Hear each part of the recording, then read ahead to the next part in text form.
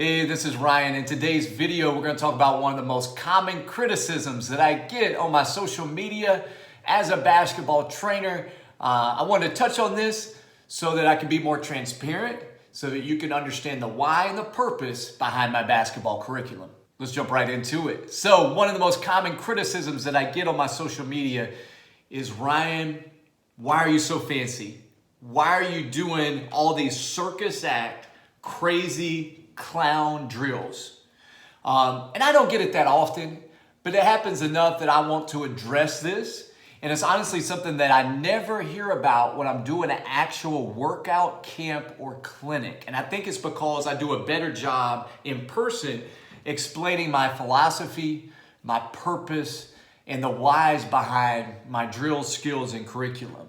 Let's do it. Let's talk about the reasons why behind some of these drills.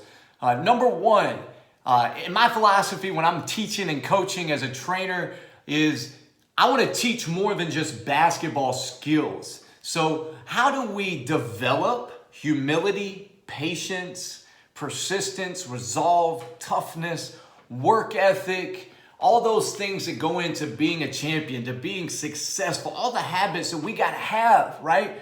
Those things definitely have a determinant on the outcome of a game. And it's not the most skilled players that win, it's the toughest players, right? So I would say 9 out of 10 players that I train, it's not a skill issue that's holding them back, right? It's a work ethic, persistence, patience, humility issue more than anything. So when I throw a tough drill at a player, it puts them in the struggle. And I think it's a misconception in our society that the struggle is a bad thing.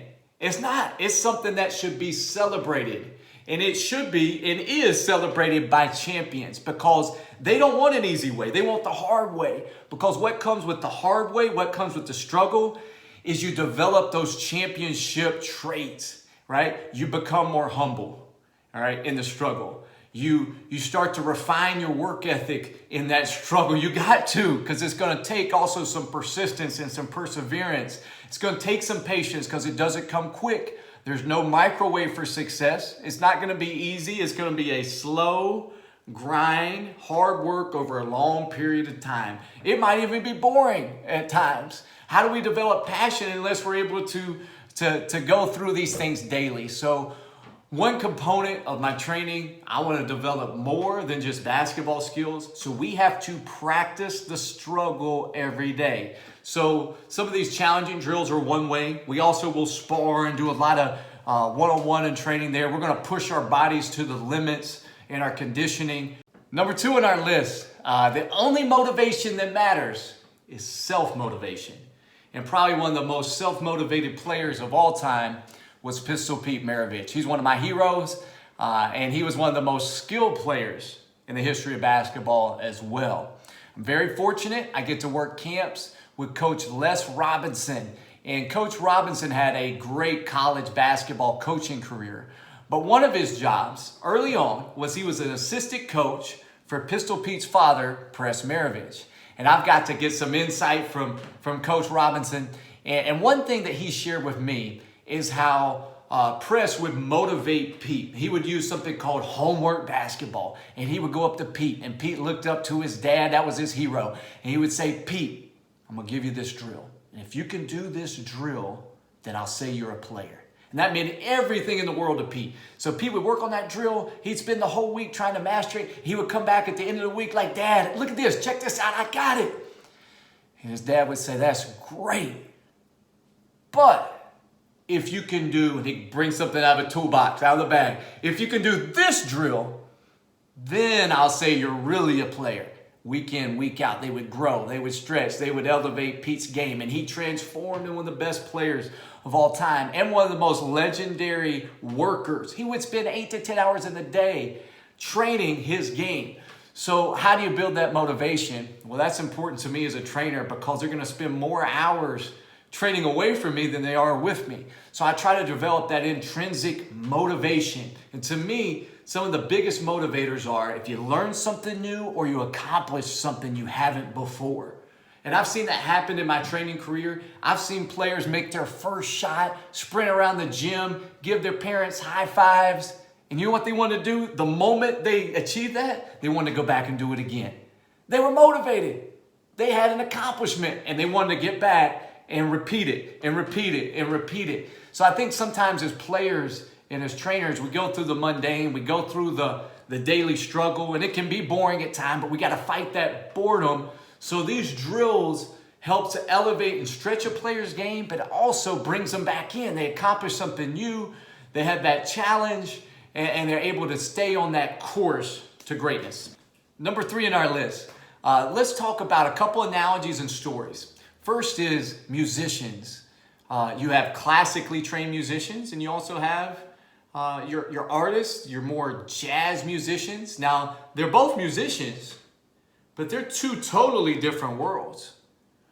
But, they may differ and disagree on some things, but as a whole, they make the whole world of music better, right? As basketball players, I think it's important that we also know that there's no absolutes. Sure, there's some non-negotiables here and there, right, as a basketball player, but there's no absolutes. And the game is changing and evolving. It always is. Pistol Pete Maravich, his father used to tell him, and I got a prop here, we're going to bring into basketball. He used to bring out a magic marker and he would say, son, put a dot on the ball. He'd say, that dot right there, that represents everything that is currently known about the game of basketball. All the greatest basketball coaches and players in the world, that dot. He said the rest of the basketball, it represents what is yet to be discovered about the game. He would go on, he would say, this dot represents where you currently are as a basketball player, and the rest of the ball represents the limitless potential of where you can go. I think we can all be appreciative to Press and Pete Maravich and how they transformed the game of basketball. And they're not the only innovators in the game. There's been many. In today's game, you got Stephen Curry. Before he entered the league, there was a notion, almost a basketball doctrine, that you can't win championships shooting three-pointers. Well, he certainly ruined that idea. So the game is ever-changing, ever-evolving. And I think what I'm getting at with these analogies and these stories is there's a place in basketball, right, for your classically trained coaches and trainers that reinforce what is known. There's also a place in basketball for the innovator, for the artist, the creator, and both serve basketball in a great way. And secondly, we've got to level up our games. You look at Stephen Curry. You can't shoot the basketball the way he does without having a crazy standard of excellence in his practices. And you watch Stephen Curry practice, and I've been blessed to be around him. I was able to work closely with him at his skills academy. He does tennis ball drills. He does 2-ball drills. He told me, he said, Ryan, if you want young shooters to be able to shoot like me, he said, they got to go faster than game speed. He's like, you don't understand how fast I go in my shooting workouts, right? So he's like, they got to level up their speed. You'll see him level up in the drills. You'll see him level up with his ball handling. He's not just doing the basic and the mundane, right? Why do we lift weights? We don't lift weights in the game of basketball because it makes our muscles grow. Why do we do some of these crazy skills and drills? Why does Steph do it? Why did Pistol Pete Maravich do it? Right? To elevate, stretch, and grow their basketball skills. So in case you've been watching my videos and wondering, why is Ryan doing all these crazy fancy drills? Let's recap. Number 1, I want to teach more than just basketball skills. And if you're a player watching, you should want to develop more than just your basketball skills and these daily challenges. And it only takes like 5 to 7 minutes. We're not talking 3 or 4 hours. You take one of these dribbling, shooting, push-up challenges, you're going to develop more than just your basketball skills. You're going to develop perseverance, patience, work ethic, consistency, resolve, toughness. And when you have accomplishment, that's when confidence comes. So reaching every day for the next level, having these challenges will develop more than just your basketball skills. Number 2, right? The only motivation is self-motivation.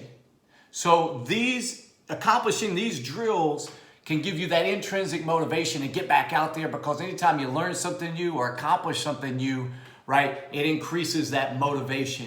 And then number 3, we talked about the great innovators, creators, and artists in the game, the Pistol Pete Maraviches, the Press Maravich, the Stephen Currys, who thought more than what the game is and what it could be, right? They changed the game, they transformed the game, and there's a place in basketball for players, coaches, and trainers that, again, in that analogy, are more classically trained and do what always has been done and what has been proven. And then there's a place in basketball for players, coaches, and trainers that are creators, visionaries, and that think beyond and aren't afraid to stretch their skills, their confidence, their mindset to that level. Thanks so much for watching. As always, I release new basketball videos on my YouTube channel every week, so make sure you subscribe today.